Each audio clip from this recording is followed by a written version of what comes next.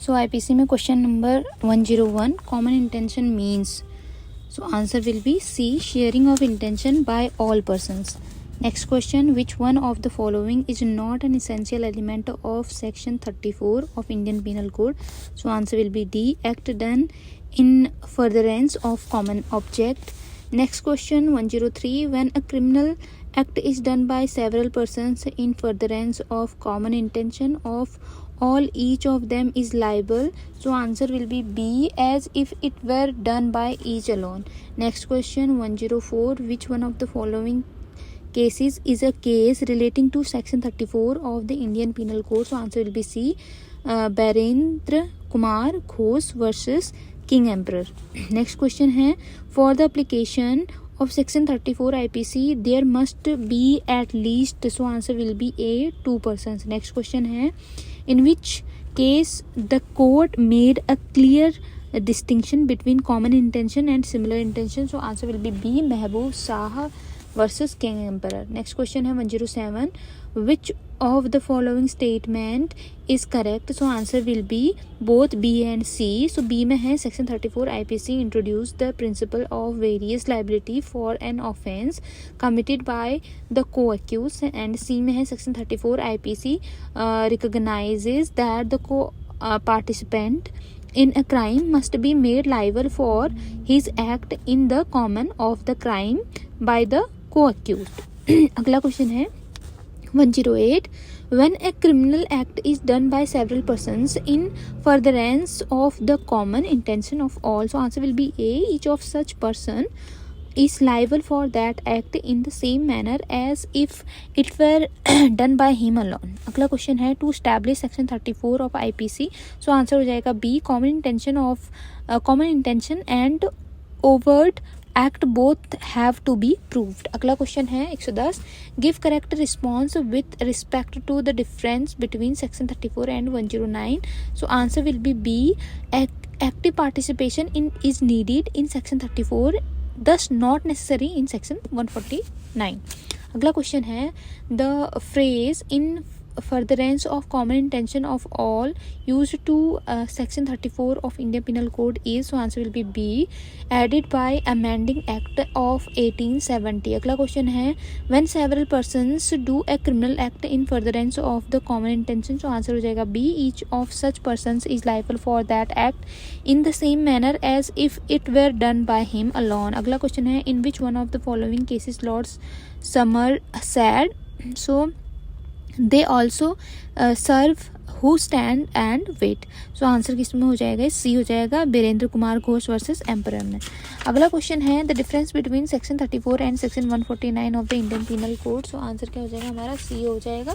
तो section 34 requires active participation in action, where section 149 requires mere passive membership of the unlawful assembly. अगला question है, common intention and similar intention was distinguished in the famous case of, so answer हो जाएगा Mahmood Shah versus emperor 1943 PC 118.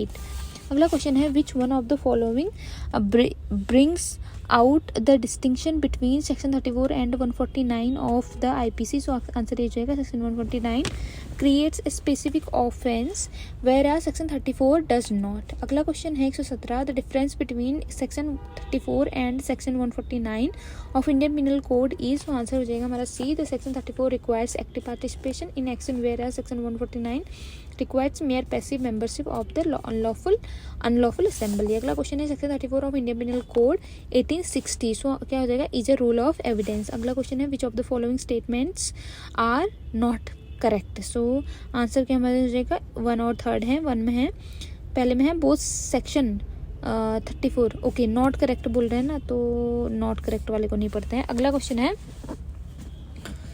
Okay इसमें correct वाले को बोलते हैं. अगला क्वेश्चन है 120. सो 120 में विच of the following statements is not correct. इसमें भी नॉट करेक्ट पूछे हैं, तो उसको रहने करेक्ट वाले पढ़ लेते हैं. इसमें, in a criminal act done by several persons in furtherance of common intention of all, each of them will be held liable for the act. And C है in an offence done by means of several acts, all the persons intentionally cooperating in that act by doing any of those acts will be held liable for that offence. And D है in a criminal act done by several persons, all may be held liable for different offences by means of that act. अगला question है when a criminal act is done by several persons in furtherance of the common intention of all. So answer हो जाएगा हमारा A, each of such persons is liable for that act in the same manner as if it were done by him alone. अगला question है which one of the following elements is not essential for the applications of section 34 of the Indian Penal Code 1860. So answer will be C, number of offenders, B 5. अगला question है to impose joint liability under section 34 of Indian Penal Code the prosecution needs to prove. So answer क्या हो जाएगा हमारा D हो जाएगा common intention. अगला question है 124 which one of the following statements is correct. Joint criminal liability based on common intention requires that. So तीनों इसमें सारे सही हैं. ए में है criminal act is done by more than one person. B में है there is a common intention among the accused persons. And C में है the accused has a participating presence in the commission of the crime. अगला question है ए intentionally causes jets death partially by illegally omitting to give jet food and partially by beating jet. A is liable for murder by virtue of which one of the following sections of the Indian Penal Code. So section 36 हो जाएगा इसमें answer. अगला question है to prosecute a person under section 37 of the Indian Penal Code 1860 the following requirements is essential. So answer क्या हो जाएगा corporation. अगला question है 127 में the term offence is defined in IPC means. So इसमें A answer है any act made punishable by the penal code. अगला question और इसमें B भी सही है. B में है any act made punishable by the penal code और any special or local law in certain cases. अगला क्वेश्चन है offence is defined under. So answer हमारा भी हो जाएगा सेक्शन 40 ऑफ आईपीसी. अगला क्वेश्चन है local law mentioned under section 42 of the Indian penal code 1860 means a law applicable to. So answer हमारा भी हो जाएगा पर्टिकुलर पार्ट ऑफ इंडिया. अगला क्वेश्चन है in IPC the word illegal is applicable to which of the following. So answer हमारा ABC सभी है. तो ए में है which is an offence. B में है which is prohibited by law. C में है which furnishes ground of a civil action. अगला क्वेश्चन है under section 43 of IPC the word illegal is not applicable to everything. So answer हमारा C हो जाएगा causing wrongful gain to one person और wrongful loss to another person. अगला question है to which one of the following the word illegal used under section 43 of IPC is not applicable. So answer हमारा हो जाएगा which is immoral. अगला question है which one of the following statements is correct. Injury is any harm whatever illegally caused to any person in his क्या B answer हो जाएगा body mind reputation और property. ठीक है इन सब में जो इंजरी कॉज करता है. अगला क्वेश्चन है the word injury in section 44 of IPC denotes harm illegally caused to. So answer हमारा क्या हो जाएगा सभी है इसमें बॉडी प्रॉपर्टी माइंड और रेपुटेशन को. अगला क्वेश्चन है under section 44 of IPC the term injury means any harm. So answer क्या हो जाएगा C illegally caused to a person in body mind reputation और प्रॉपर्टी. अगला क्वेश्चन है under section 45 of IPC life denotes. So life of a human being. अगला question है under section 45 of IPC life denotes. So answer हो जाएगा life of a human being.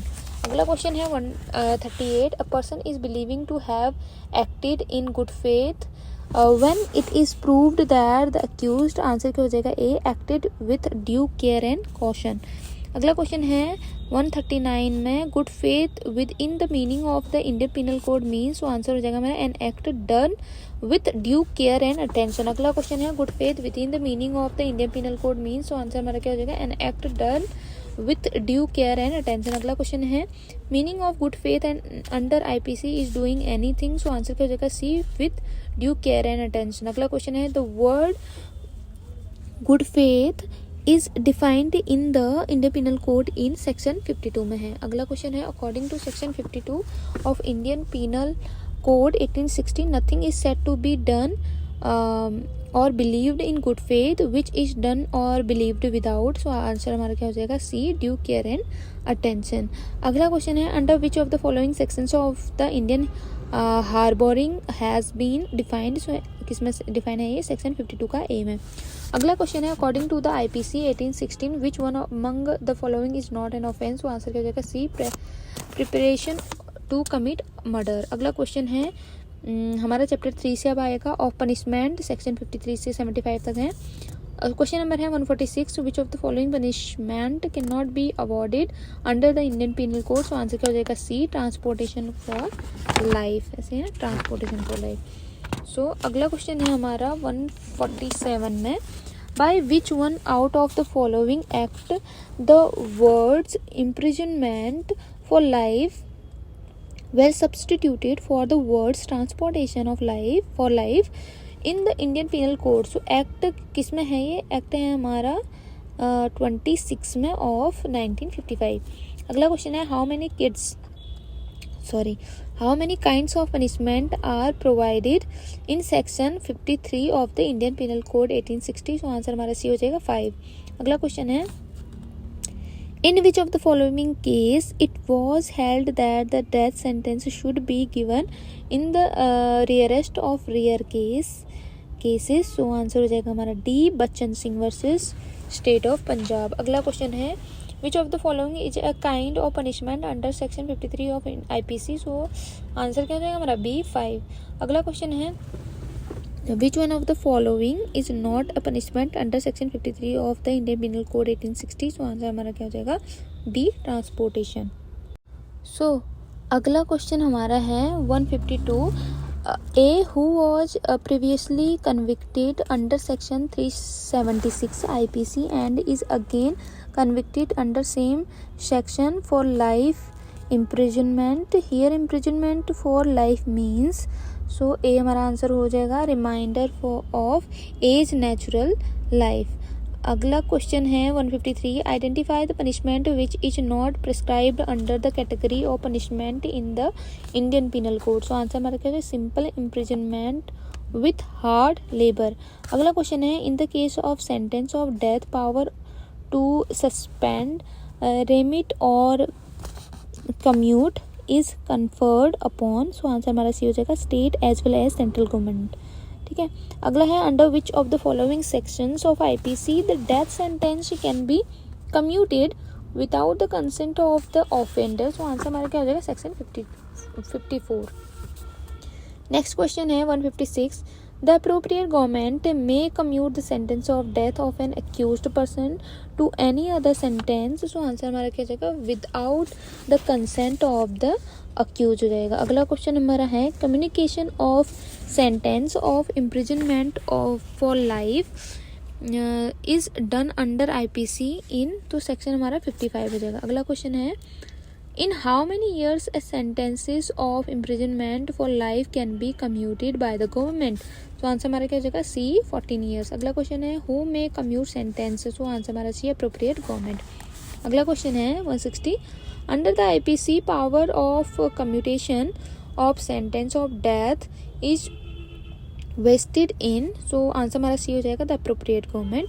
अगला question है 161, in calculating fractions of terms of punishment the imprisonment for life is reckoned as equivalent to, so C हमारा answer हो जाएगा imprisonment for 20 years। अगला question है section 61 and 62 of India Penal Code dealing with absolute forfeiture of all property of the offender have been abolished by, so answer हमारा क्या हो जाएगा ए, act कितना है ये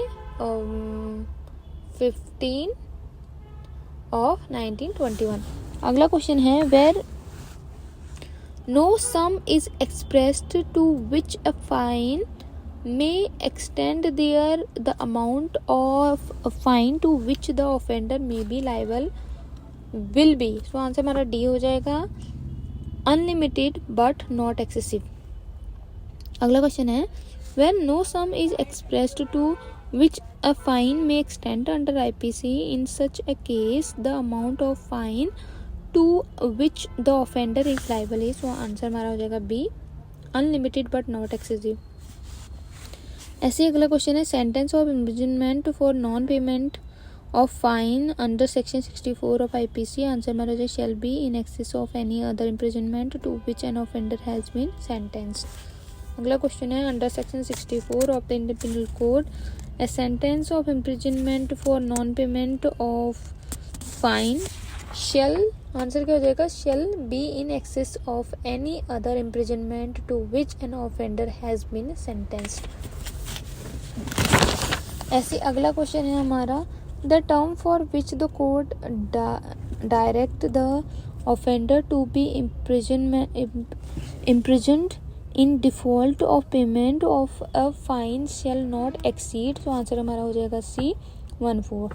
अगला क्वेश्चन है when the offence is punishable with imprisonment as well as fine, maximum term of imprisonment that can be awarded in default of payment of fine shall not exceed. तो आंसर हमारा क्या हो जाएगा 1/4. अगला क्वेश्चन है 1/4 of the maximum punishment fixed for the offence. ठीक है. अगला क्वेश्चन है हमारा under IPC when the offence is punishable with both imprisonment and fine the sentence of imprisonment for non payment of fine shall not exceed. तो answer हमारा क्या हो जाएगा C हो जाएगा 1/4 of the maximum term of imprisonment fixed for the offence. अगला question है imprisonment in default of fine can not exceed. तो आंसर हमारा हो जाएगा 1/4 of the maximum term provided for the offence. अगला क्वेश्चन है what is the maximum sentence of imprisonment that can B imposed in default of payment of fine.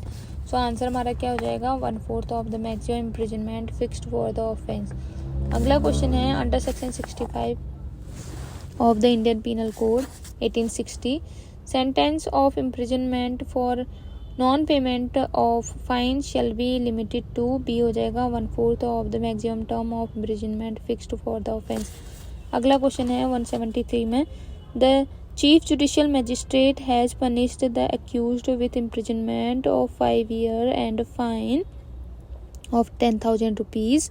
Under section 325 of the IPC, the maximum imprisonment under the section 325 is 7 years. On non-payment of fine, the magistrate can give him maximum imprisonment up to. तो answer क्या हो जाएगा B 21 month. अगला question है in case of an offence punishable with fine only, imprisonment for non-payment of fine. So answer क्या हो जाएगा B has to be simple. अगला क्वेश्चन है the maximum term of imprisonment that can be awarded in default of payment of fine in case of offence punishable with fine only when the person is sentenced to the fine of ₹100. So answer हो जाएगा 4 months. अगला question है under Indian penal code 1860 if the offence is punishable with fine only and accused has been awarded with ₹50 fine, the period of imprisonment is default shall. so answer हमारा क्या हो जाएगा B हो जाएगा not exceeding 2 months. अगला question है 177 A was sentenced to fine of ₹1,000 and in case of default to suffer simple imprisonment for 6 months. He did not pay the fine and was taken in custody after 6 weeks. An amount of ₹100 was realized through warrant for recovery and he further deposited ₹400. The balance remaining unpaid A would be. So answer क्या हो जाएगा entitled to release as soon as 3 months elapse. So अगला question है 178 The protection against doubt jeopardy is contained in section 71. अगला question है under IPC which one of the following section make provision of solitary confinement. so answer क्या हो जाएगा C section 73. अगला question है for how long in a whole a convicted person for a crime be kept in solitary confinement. so answer हो जाएगा B 3 months. अगला question है section 73 of IPC provides for the maximum limit of solitary confinement to be. so answer हो जाएगा C 3 months. अगला question है according to section 73 and 74 of the Indian Penal Code 1860 A convict can be kept in solitary confinement for any a portion or portions of imprisonment to which he is sentenced. Which of the following is incorrect? So incorrect वाला जो है वो बोल देती हूँ. For period not exceeding 3 months if the term of the imprisonment exceeds 6 months and does not exceed 1 year. तो इसमें जो सही वाला है वो भी बोल देती हूँ. सही जो है for period not exceeding 3 months in the whole. अगला है question. Under section 73 of the IPC the maximum time for which a person may be kept in solitary confinement is. so answer हमारा बी हो जाएगा 3 months. अगला question है if an offender is sentenced to an imprisonment for a term exceeding 1 year the term of solitary confinement shall not exceed. so answer क्या हो जाएगा सी 3 month. अगला question है which provisions of the Indian Penal Code 1860 deal with the solitary confinement and limit on solitary confinement. तो answer क्या हो जाएगा हमारा सेक्शन 73 एंड सेक्शन 74. अगला क्वेश्चन है under IPC which one of the following sentence makes provision of solitary confinement. Section 73. अगला question है the maximum limit for a sentence of solitary confinement as provided under section 73 of Indian penal code. तो answer हो जाएगा हमारा 3 months. अगला question है the maximum ignorantia facit excusat relates to. So section 76 of the Indian penal code. अगला question है which. Okay so next question is 192 under which provision. I don't know where I was. Okay अगला question है 189 which section of IPC deals with the enhance punishment for the offence under chapter 12 और chapter 17 I think. Okay chapter 17 after previous conviction. So answer क्या हो जाएगा हमारा B section 75. अगला question है the term of life imprisonment under Indian penal code 1860 is. Answer होगा whole of natural life. अगला question है imprisonment for life means imprisonment for whole of the remaining life. अगला क्वेश्चन है under which provision of the IPC appropriate government may commute the punishment of imprisonment for life. so answer हो जाएगा D section 55. अगला question general exceptions का है section 76 से 106. ठीक है चैप्टर 4 है ये. तो इसमें क्वेश्चन है 193 Ravi was suffering from delusion. One night he considered his own son as a leopard and attacked him with an axe, thinking by mistake of fact that he was justified in killing the son whom he did not regard to be a human being but a dangerous animal. Ravi is guilty of. so answer हो जाएगा A no offense as he has defense of mistake of fact in good faith. अगला question है an act done under mistake of fact. so answer क्या हो जाएगा B is a complete defense in a criminal charge if done in good faith. अगला question है 195 section 76 of Indian penal code provides that nothing is an offense which is done by a person who is by reason. तो answer A हो जाएगा mistake of fact in good faith believes himself to be bound by law to do it. अगला question है which one of the following statements is correct where a police constable fires upon a mob under the order of his superior officer and thereby kills a person. so answer हमारा C हो जाएगा the constable is not liable because he in good faith believes himself to be bound by law to obey the order of his superior officer. अगला question 197 का है in which section of Indian Penal Code the maxim ignorantia juris non excusat is incorporated. so answer हो जाएगा section 76. अगला question है for the defence of mistake of fact under the Indian penal code. So answer हो जाएगा C the act must be reasonable as well as committed in good faith. अगला question 199 का है A an officer of a court being ordered by the court to arrest Y and after due inquiry believing Z to be Y arrest Z. What mistake has been committed by A? so mistake of fact. ठीक है.